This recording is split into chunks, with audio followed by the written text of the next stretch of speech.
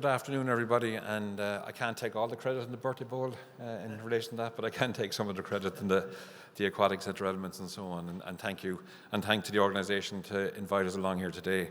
I'm here to speak in relation to what Limerick 2030 is doing, but in terms of a vision for Limerick City with sustainability at its heart. So that's really what I'm going to focus in terms of the projects that we're at and how we've been formed and what we're doing.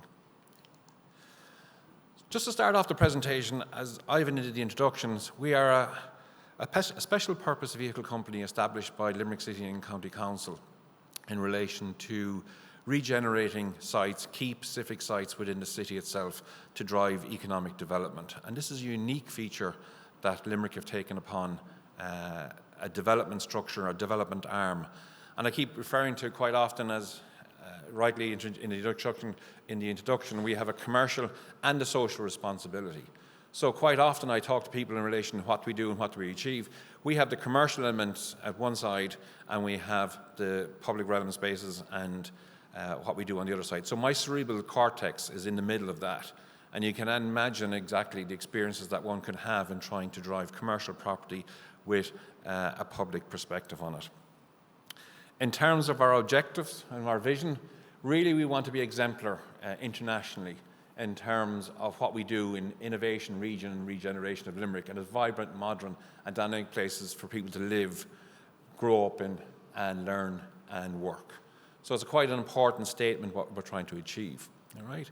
If you take it down more specifically in terms of our mission and what we're trying to do from a mission perspective, is working initially on our own and what we've managed to do as a result of other products and projects that we have delivered, how we actually work with third parties, be they government or the private sector as well.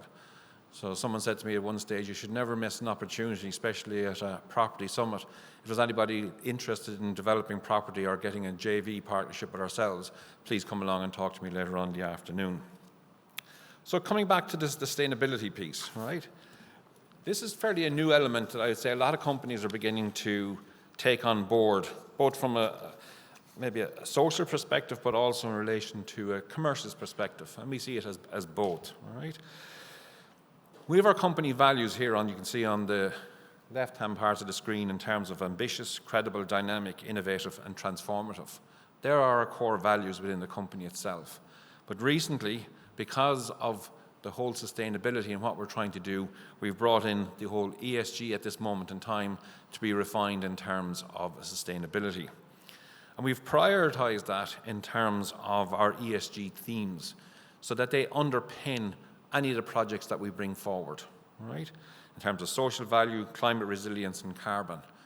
And carbon is quite an important factor in relation to what we're doing on a lot of the sites, and we've heard of previous speakers talk about embodied carbon and exposing embodied carbon and putting carbon back and so on.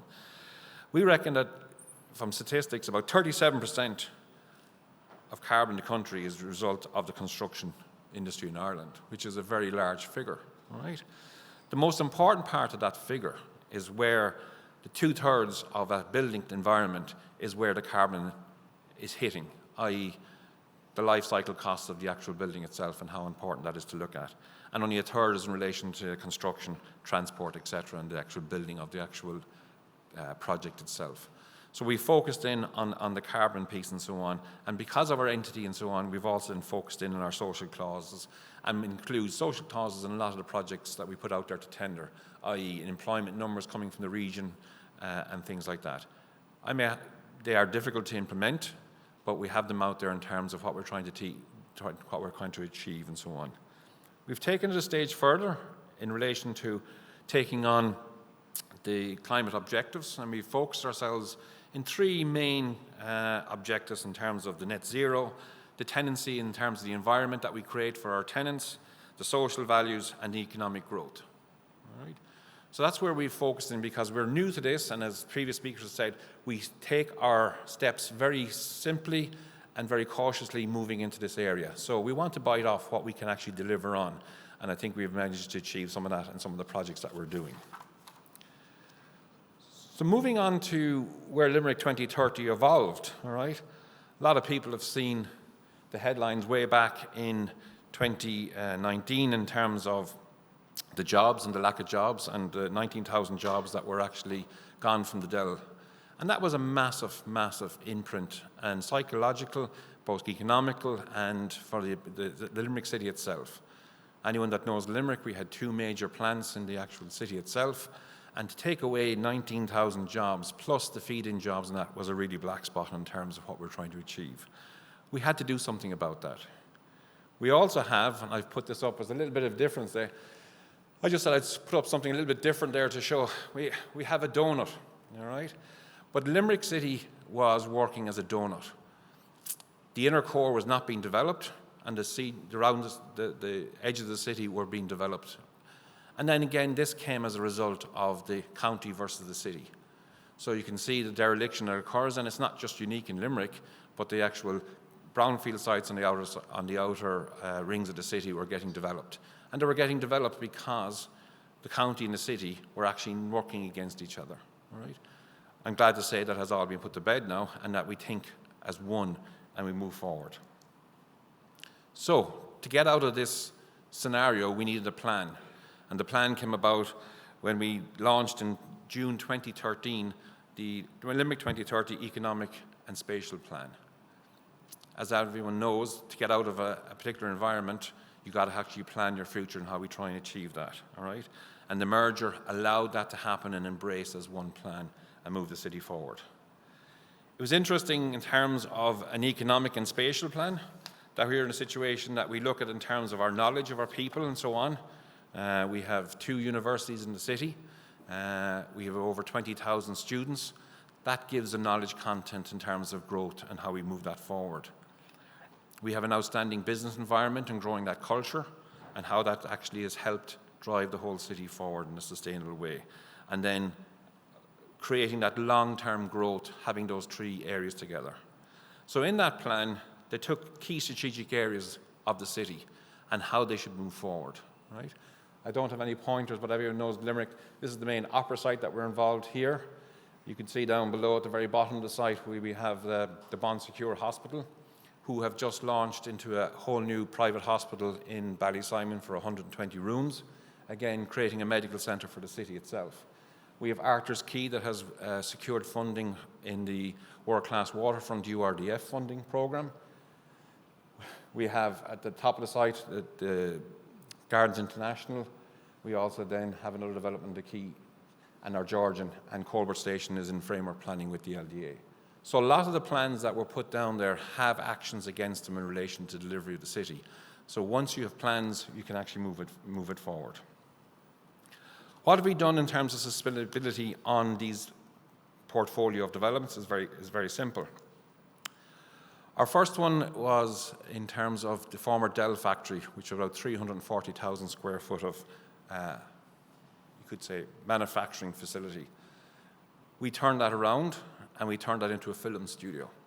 Again, it was outside the box thinking in terms of what we're trying to do with jobs. 500 jobs created in full employment when that actually is in operation. It's interesting in the early days of when that was being established and in Limerick knew about the film industry, we had different suppliers ringing us up and saying, there's a guy here just actually wants to buy £15,000 worth of silver metallic paint. They were making a science fiction movie outside. Are they legit? And again, that repercussions of other jobs and creation of jobs and so on happens. They reckon that 2.5 times the investment of a movie is the economic benefit in a region. And most of these blockbusters, be they from Netflix or Apple and so on, can reach anything for 10 million an episode. You can see that what that allows in terms of economic development in a city, in a region. And it also created a whole hub of activity for Limerick.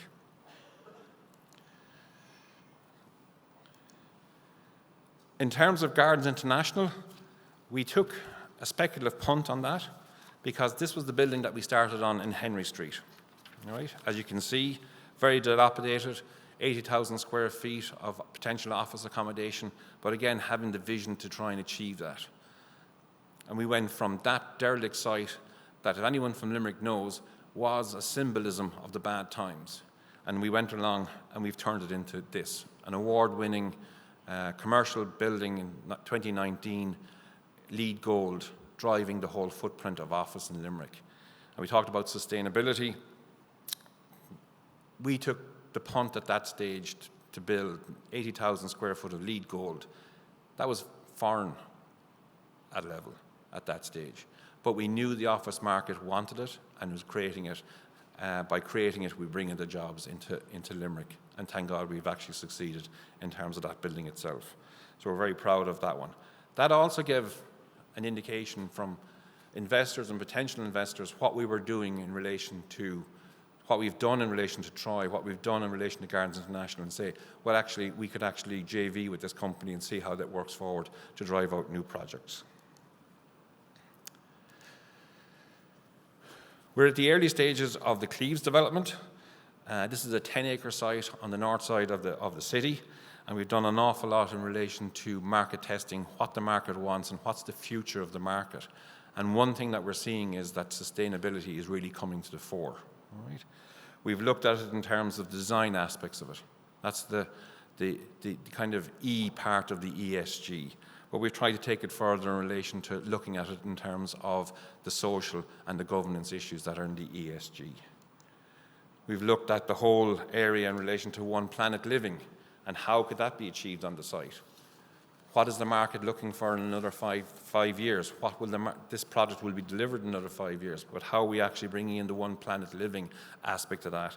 And we find that as a very, very helpful matrix in terms of developing things from the wellness right the way through to the carbon end. But we didn't stop there, and we're working on our master plan at this site as we speak. We've done a comparison. And I think a lot of people in the crowd today would actually know the various elements and other rating systems and comparisons. And we're looking at what's the best one for us and what's the best for Limerick, what's the best for Cleves site, what is the best for the future. So we see this site as a very dynamic public realm space, living, commercial, good public realm, as I said, but also underbellied. All that at all times is a sustainability factor, and how we can achieve that and how we can work that forward.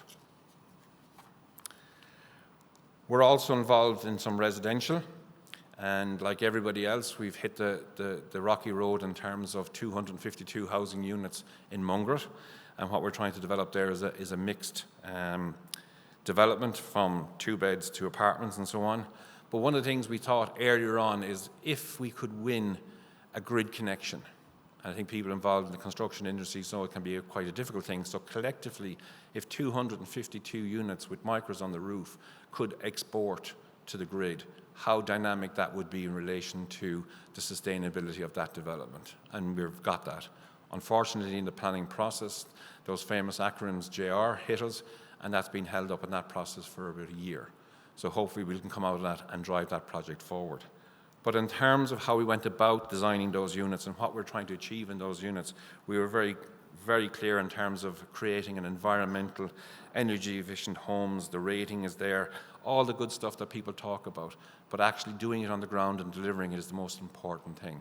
And we look forward to rolling that project out very shortly.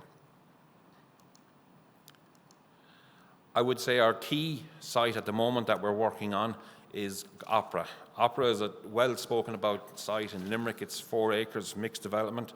It's about 450,000 square feet of development. We secured funding from both European banks of 170 million. And we've also got equity investors coming in to be announced very shortly in terms of that. It's a commercial development, but again, we want to see the whole area bring a whole new life into the region, but in terms of its sustainability. That's why we've gone for the WELL, the Wired Platinum, the LEED Platinum, and NZEB as well. Again, setting that benchmark because we see there's a differentiator between letting out those properties versus old stock that's there. We want to bring in that new standard for development. That's its location. As you can see, when you see it in that context, you see it as a large footprint within the actual city itself. Therefore, it's a large statement. And on that site, we have a mixture of commercial, a part hotel, a new library for Limerick that we're calling a new living room for Limerick. This would probably be the largest outside Dublin in terms of the space itself. We have 4 Opera Square, which is a building attached to that for commercial as well. And then we have the Landmark building, which we see as a public sector building, 14 stories high, again, EDZEM compliant. And in that, we have a granary, which is a listed building that we've taken on board. We have a basement, but we have a massive public realm space. Again, looking at the social element of the ESG. We've looked at this in terms of what it can host events, standing-wise, seating-wise. We think it's about 1,500 can sit there for an event, 1,800 can there for standing, but we've done the overlays at this stage and how that event can host it. Because from my previous years on the National Sports Campus, if you don't get it right at planning stage for overlays and for events, you're adding costs to the actual event itself, and that's what we're trying to get away from. So that's a large area that's very close to the milk market again in Limerick that creates a lovely balance to the actual city itself. It's seen as a commercial space. It's seen as driving the value of all other buildings around itself. That's what the site we inherited as of today. We've done most of our demolition. We should be finishing in a matter of days, and that's what we have at this site, on the site as we speak today. We are just about to get into a tender. We have tenders received to sign contracts for the basement and the yellow building, 1 Opera Square, in the coming weeks. Again, that will drive the whole site forward. On sustainability on that site, we've done a step further, and we've actually teamed up with the EPA and ATU and a few other entities in terms of sustainability, where we looked at the demolition of the site and saying, what could we add at this early stage in terms of sustainability? And we monitored this, and we looked at the whole circular economy in terms of how we can add our credits to developing the standards that we've set forward. And we're very proud to say that out of the demolition on a 4-acre site to date, less than 2% went to landfill. I don't think there's a project in the country, maybe in Europe, that come up with a statistic of that nature. And I think it shows our commitment to the sustainability of what we're trying to achieve and what we're going to do. But again, we've taken it a stage further, and we've brought back some of our Georgian. As a commercial developer, one part of my cerebral cortex, I'd say, wouldn't be better just to knock these things from the start and actually start afresh. But we see this as part of our governance and our social interaction, that we have to embrace the old and show what it can do. And this is some of the work that we've done on site in terms of 8-9 Rutland Street in the city itself. Again, it's not pretty when you look from the hoist and so on, but again, we're committed to driving value and looking at sustainability on the site. What's the opera site going to look like? Because we always have to create a vision, and we have to bring people on that vision and what we're trying to achieve and do. This is from the public realm spaces, looking back towards the library, and over to the left-hand side, you can see the tower block itself. The old granary building, it used to be a restaurant in the bottom of it. We're bringing that restaurant back, but we're bringing it out into terrace space and see how that can be integrated into the whole public realm, and a life on the site that doesn't just finish at 5 o'clock, it actually continues on. And if you see a lot of the commercial operations that are there at the moment, even the reception areas of public buildings have now become community event spaces, and we see this filling out into the actual public realm itself. All right. There's the back of our new library. Again, we've taken the whole City Hall and driven that. There it is from Rutland Street, and then where we see on the right-hand side is where the old drives into the new and how that whole project moves forward. This is our key landmark building. It's 14 stories. It's going to be a public sector building. Again, that's a landmark building to help drive the whole benefits of the site. And you can see, I think it links in very nicely with the actual Georgian elements of the site itself. Where are we? We're well on our way, finishing our demolition as I speak, moving into contracts, awarded contracts for the basement of 1 Opera Square, and we're about to launch in the new year partners that are investing in us in terms of 1 Opera Square and the hotel. I said 20 minutes. That's 20 minutes. It must be the project manager and me, on budget. But if anyone would like to ask any questions or whatever later on. We've taken out loans. We've taken out loans. I should say on the Cleve site, we've been successful in getting URDF funding of 34.5 million, but that has to be matched by 5%, so we either do that from our own resources or we get the public bodies involved to match that funding. So it's a balancing act, but if you don't get involved in the first place and get the money to get these things together, you won't get the benefits back. Okay. That's excellent. Thank you very much indeed. David Conway, ladies and gentlemen. Thank you very much.